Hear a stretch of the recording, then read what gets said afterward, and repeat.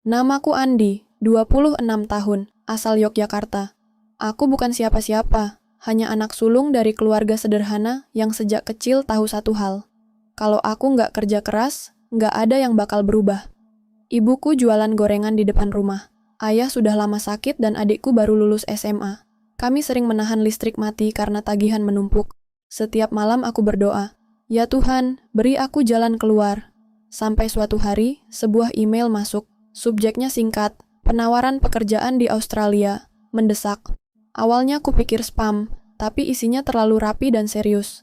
Seorang wanita bernama Susan dari agensi perawat internasional menawariku posisi perawat pribadi untuk klien mereka di Australia. Gaji? $10.000 Australia untuk 1 bulan, setara hampir 100 juta rupiah. 100 juta untuk sebulan? Aku langsung buka Google, cari tahu, cek ulang legit atau tidak.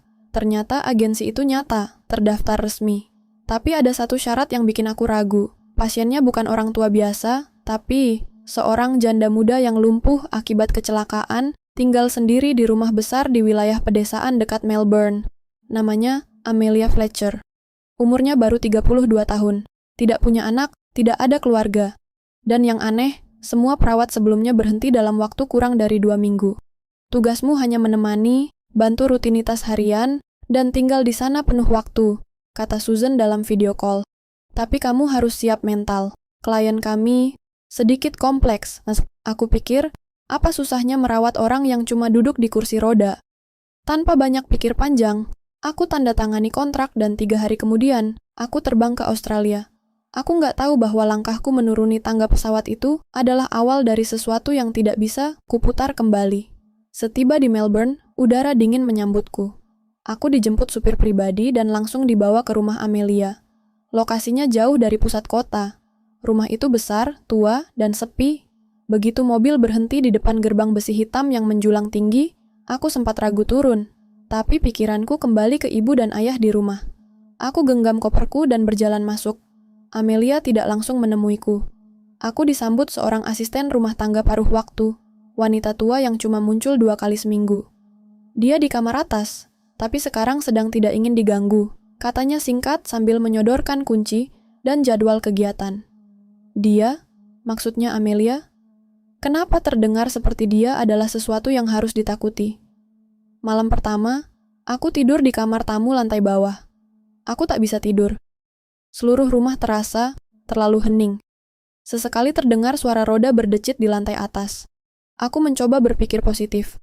Tapi kemudian, tepat pukul 2 pagi, aku mendengar suara ketukan di pintu kamarku. Pelan, teratur. Tok, tok, tok. Kupikir itu asisten rumah tangga. Tapi saat kubuka, tak ada siapa-siapa. Saat itulah aku sadar, pekerjaan ini bukan sekadar pekerjaan. Aku tidak tahu siapa sebenarnya wanita yang akan kuhadapi. Dan aku belum tahu bahwa hidupku sebentar lagi akan jungkir balik sepenuhnya. Keesokan paginya, cahaya matahari menyusup melalui tirai jendela. Tapi suasana rumah masih terasa dingin, seperti tak ada kehidupan. Aku bangkit, mencuci muka, lalu memeriksa jadwal tugas harian yang diberikan kemarin. Jam makan, waktu fisioterapi ringan, dan catatan-catatan khusus tentang Amelia. Catatannya aneh. Jangan tanya soal masa lalu. Jangan buka pintu kamar utamanya kecuali dipanggil. Jangan pernah mencoba masuk ke ruang kerja di lantai 3. Aku mulai merasa seperti bukan perawat, tapi penjaga di rumah penuh misteri. Sekitar pukul 10 pagi, suara roda kursi terdengar di lorong atas. Aku keluar kamar, melihat ke tangga, dan di sanalah dia, Amelia Fletcher. Perempuan muda dengan rambut coklat pirang sebahu, wajah yang terlihat lelah namun cantik, mengenakan sweater abu-abu dan celana longgar. Mata birunya menatapku tajam tapi kosong. Wajahnya tidak memperlihatkan senyuman. Ia hanya menatapku seperti sedang menilai. Apakah kamu akan bertahan lebih dari 2 minggu? Selamat pagi, saya Andi, perawat barumu, ucapku sambil tersenyum canggung. Amelia hanya mengangguk pelan. Kau dari Indonesia? Tanyanya, suaranya dalam dan tenang. Aku mengangguk. Yogyakarta, tepatnya. Dia menggerakkan kursi rodanya, menuruni jalur miring menuju ruang tengah. Aku mengikutinya dengan hati-hati. Kamu orang ke-7 yang dikirim dalam 6 bulan terakhir, katanya tanpa menoleh.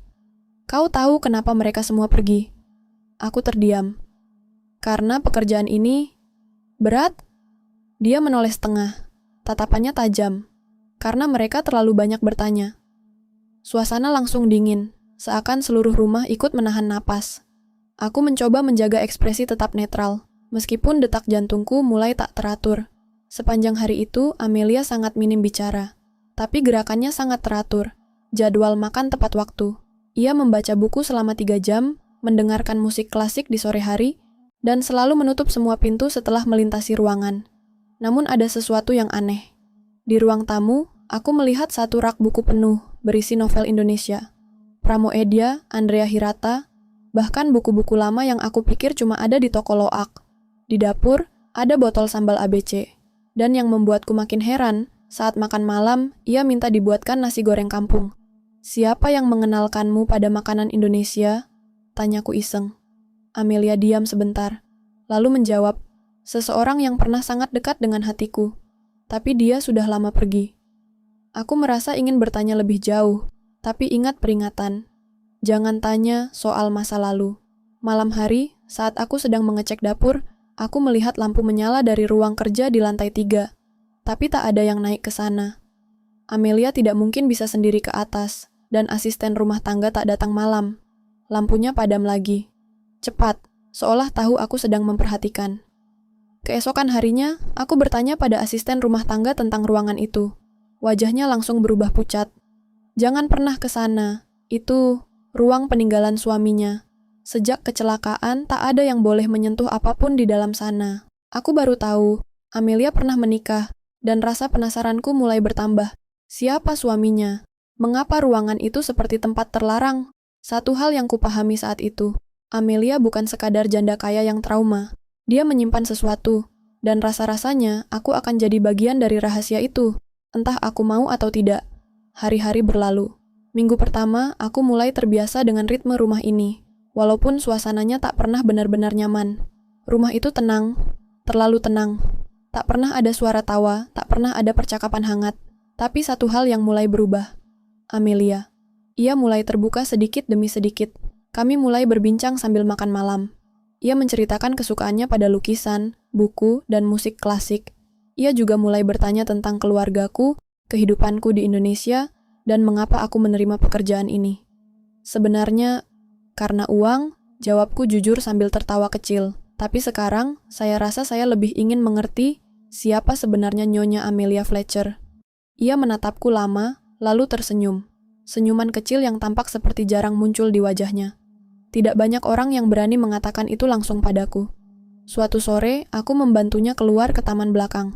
Matahari keemasan menyinari wajahnya, dan untuk pertama kalinya, Amelia terlihat damai. Ia menunjuk sebuah bangku taman di bawah pohon maple besar. "Dulu, aku sering duduk di sana bersama seseorang. Kami suka membaca puisi Indonesia bersama-sama. Ia mengajari aku artinya, nadanya, emosinya." Aku menatapnya. "Seseorang dari Indonesia?" Ia hanya menjawab pelan. "Ya. Namanya dimulai dengan huruf A. Degree namaku juga Andi. Tapi entah mengapa, aku merasa ini bukan tentang aku. Dan bukan kebetulan. Jantungku berdebar pelan, tetapi aku menyembunyikannya dengan senyum. Malam itu, aku tak bisa tidur. Jam 1.45 pagi, aku terbangun karena suara tawa kecil, seperti bisikan seorang perempuan. Lalu suara musik, bukan dari speaker, tapi seperti dari lantai atas. Suara seruling lembut, dan tawa lagi. Aku keluar kamar dan mengikuti suara itu perlahan. Lantai 3. Ruang kerja yang katanya dikunci itu, lampunya menyala samar. Pintu sedikit terbuka. Dengan langkah ringan, aku mendekat. Dan saat hampir menyentuh gagang pintu, "Jangan sentuh!" Suara itu menghentikanku. Amelia. Ia ada di belakangku, di kursi rodanya, tatapannya marah. Lebih marah dari yang pernah kulihat sebelumnya. "Nggak ada yang boleh masuk ke sana. Nggak kamu, nggak siapa-siapa. Jangan ulangi itu lagi, Andi." Aku menunduk. "Maaf, saya hanya mendengar suara." Ia terdiam, menarik napas dalam-dalam. Lalu ia berbalik dan kembali ke kamarnya. Keesokan harinya, suasana kembali normal. Tapi aku tahu, ada sesuatu yang tidak wajar di ruang itu. Sesuatu yang menyimpan masa lalu Amelia. Dan mungkin kunci untuk memahami semuanya. Hari itu juga, aku melihat satu lukisan baru di dinding ruang baca. Lukisan wajah seorang pria. Berkulit sawo matang. Wajahnya teduh. Sorot matanya. Sangat familiar. Aku berdiri terpaku. Itu wajah kakakku, Arif. kakak kandungku yang pergi ke luar negeri 6 tahun lalu dan hilang tanpa kabar. Dadaku bergemuruh. Otakku menolak percaya. Tapi hatiku tahu, itu dia. Aku menatap Amelia yang sedang duduk di dekat jendela. Ia pura-pura tidak melihatku. Tapi aku tahu dia tahu aku melihat lukisan itu. Pertanyaan pun muncul di kepalaku, berkecamuk seperti badai. Apa hubungan Amelia dengan kakakku? Kenapa ia tidak pernah menyebut namanya? Dan yang paling penting, apakah kakakku masih hidup? Mulai saat itu, pekerjaan ini bukan lagi soal uang. Ini soal menemukan kebenaran yang telah dikubur selama bertahun-tahun. Sejak melihat lukisan itu, hari-hariku berubah. Rasanya seperti semua yang ada di rumah itu, dinding, lantai, bahkan udara. Tahu bahwa aku mulai mencium sesuatu yang seharusnya tidak kuendus. Setiap gerak-geriku terasa diawasi, tapi aku tak bisa mundur. Lukisan itu bukan ilusi. Itu benar-benar wajah Arif, kakakku yang selama ini kami kira hilang entah kemana. Terakhir ia mengirim pesan ke ibu kami, katanya dapat kerja sebagai teknisi IT di Australia. Setelah itu, hilang. Nomor tak aktif, akun media sosial lenyap. Polisi bilang, kemungkinan dia sudah memilih hidup baru. Tapi ibu kami yakin, ada yang tidak beres. Dan sekarang, lukisan wajahnya tergantung di rumah seorang janda misterius yang menolak menceritakan masa lalunya. Malam itu, aku tunggu sampai Amelia tertidur. Aku menyelinap ke ruang baca. Kuambil lukisan itu dari dinding. Di baliknya, ada tulisan kecil. AF 2019. Di hari terakhir cinta dan cahaya. Tanganku gemetar. AF, Arif dan Amelia Fletcher? Kutelusuri sisi bingkai. Di dalamnya tersembunyi secarik kertas. Surat yang dilipat rapi. Isinya singkat. Maafkan aku, Mel. Aku harus lakukan ini demi kamu. Kalau sesuatu terjadi padaku, jangan percaya siapapun, terutama dia. Siapa dia yang dimaksud? Apa yang Arif lakukan? Dan kenapa Amelia menyimpannya dengan begitu rahasia? Keesokan harinya, aku konfrontasi Amelia. Untuk pertama kalinya, aku menatapnya dengan keberanian penuh. Amelia, pria di lukisan itu, Arif. Itu kakakku. Ia terdiam. Lama. Seolah waktu berhenti berputar di wajahnya. Aku tahu. Aku kenal dia. Sangat Amelia perlahan mendorong kursi rodanya ke arah jendela. Ia menatap keluar, lalu berkata, Arif bukan cuma suamiku. Dia penyelamatku. Saat aku dikhianati oleh keluargaku, saat ayahku mencoba menikahkanku demi bisnis, Arif datang sebagai teknisi kecil yang bekerja memperbaiki sistem rumah. Tapi dia membawa sesuatu yang tidak dimiliki siapapun, keberanian. Suara Amelia mulai bergetar. Kami menikah diam-diam, tapi ayahku tahu. Ia murka. Mereka mencoba mencelakai Arif, tapi saat itu aku yang terkena dampaknya. Mobil kami dihadang. Aku selamat tapi lumpuh, dan Arif menghilang. Mataku mulai basah. Selama ini, ibu kami di Indonesia menangis tiap malam karena kehilangan dia. Dan kau menyimpan semua ini sendirian? Amelia menatapku, air matanya jatuh. Aku tak bisa bicara. Kalau aku buka suara, aku bisa mati. Arif menyuruhku diam. Katanya, kalau aku mencintainya, aku harus hidup dan diam. Aku merasa duniaku runtuh. Kakakku hilang bukan karena kabur, tapi karena mencoba menyelamatkan cinta. Dan Amelia hidup dalam ketakutan sejak itu. Aku tahu, kebenaran tidak bisa dibiarkan terkubur. Malam itu, aku mengendap ke ruang kerja di lantai 3. Dengan senter dan hati berdebar, aku buka pintunya. Di dalamnya, masih utuh seperti ditinggalkan. Foto-foto mereka berdua, laptop tua, surat-surat, dan sebuah USB yang tertempel tulisan backup. Kalau aku gagal, keesokan harinya, aku pergi ke warnet tua di kota. Ku coba buka file di USB itu, dan isinya adalah semua data kejahatan perusahaan milik ayah Amelia. Penggelapan, penganiayaan, pencucian uang.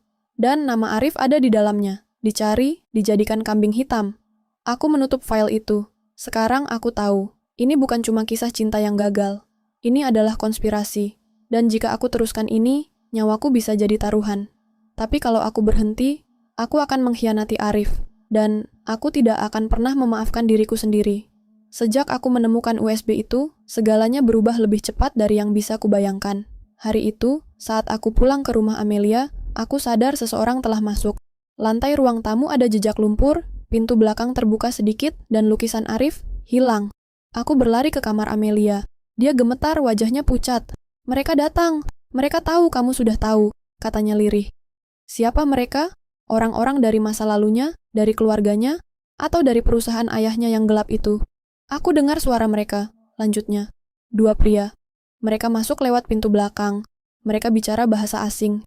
Aku tak paham, tapi aku tahu satu kata yang diulang-ulang, Andi. Namaku. Mereka mencariku. Aku tahu tak ada waktu lagi. Aku segera memindahkan semua file dari USB itu ke cloud rahasia, mengenkripsi datanya, dan menghubungi satu-satunya orang yang bisa dipercaya. Temanku yang kerja di KBRI Australia. Ini serius, bro. Ini bisa ngungkap sesuatu yang lebih dari sekadar kasus penggelapan. Ini jaringan.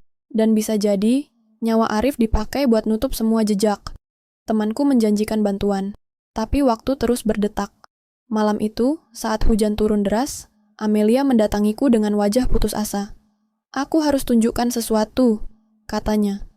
Ia memintaku mendorong kursi rodanya ke gudang belakang rumah, tempat yang selama ini selalu terkunci. Dengan kunci tua dari rantai lehernya, ia membuka pintu gudang, dan kami turun melalui tangga sempit menuju ruang bawah tanah. Di sana, kami menemukan arsip-arsip tua, dokumen, foto, bukti, dan satu kotak kayu kecil dengan cap logo keluarga Fletcher. Amelia membukanya perlahan. Di dalamnya ada sebuah ponsel, jadul, pecah di bagian layarnya. Ia menatapku penuh emosi.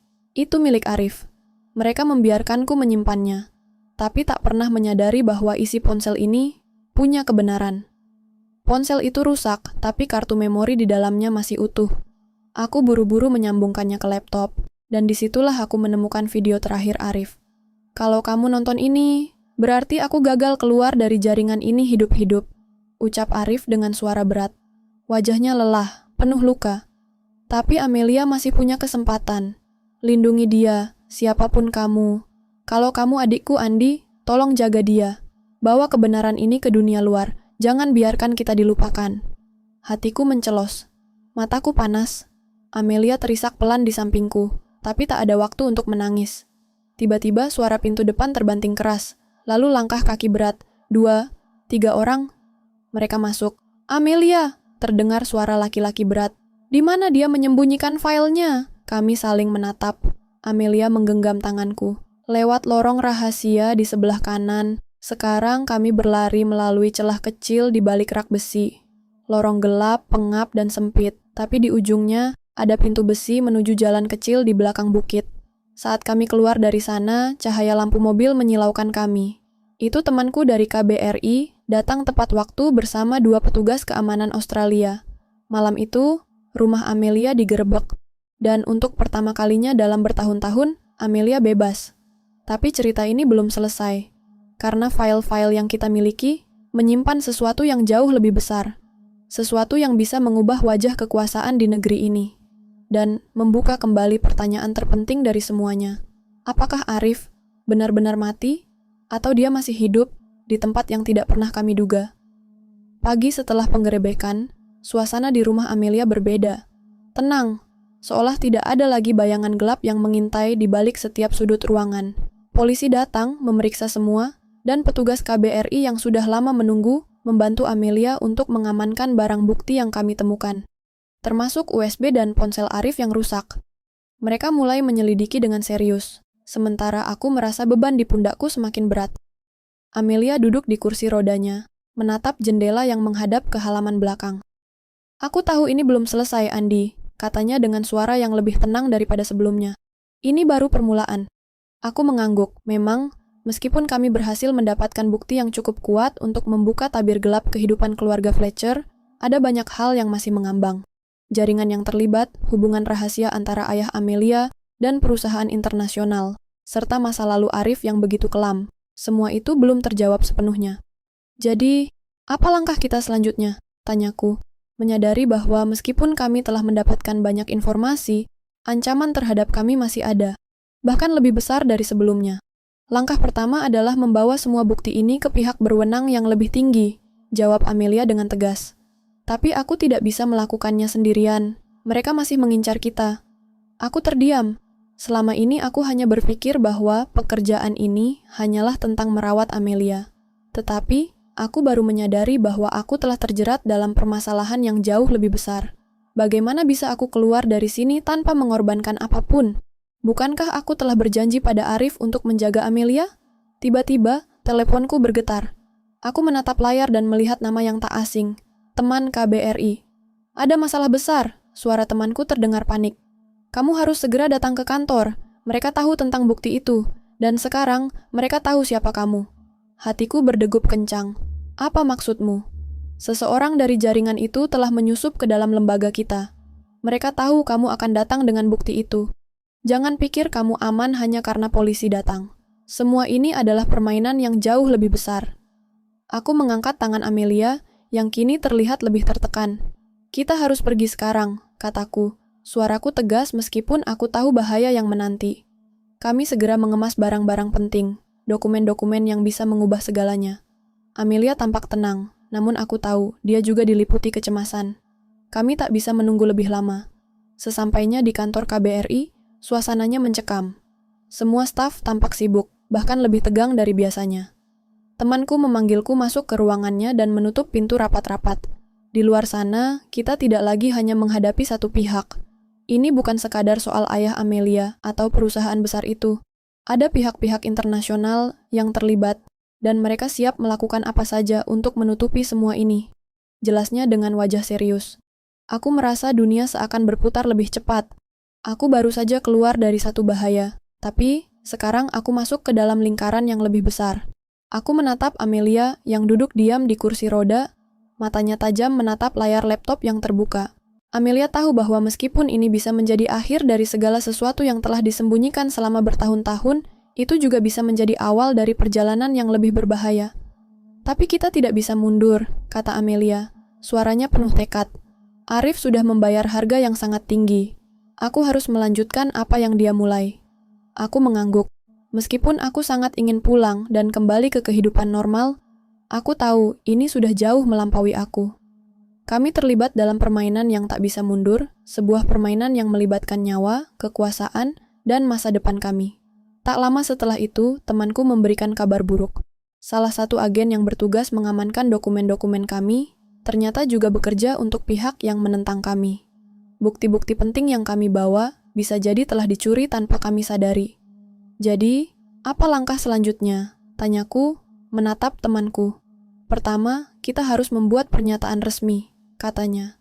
Tapi ingat, siapapun yang mencoba menggagalkan ini, mereka akan melakukan apa saja untuk memastikan bukti ini tidak keluar. Bahkan, kalau itu berarti mengancam nyawa kita. Malam itu, saat aku pulang, perasaan cemas tak kunjung reda. Namun, di tengah ketegangan itu, aku merasa satu hal yang lebih penting daripada sekadar melindungi diri sendiri. Aku harus menemukan Arif, apapun yang terjadi. Karena aku yakin, ada bagian dari kebenaran yang masih tersembunyi. Dan Arif mungkin tahu lebih banyak dari yang bisa kami bayangkan.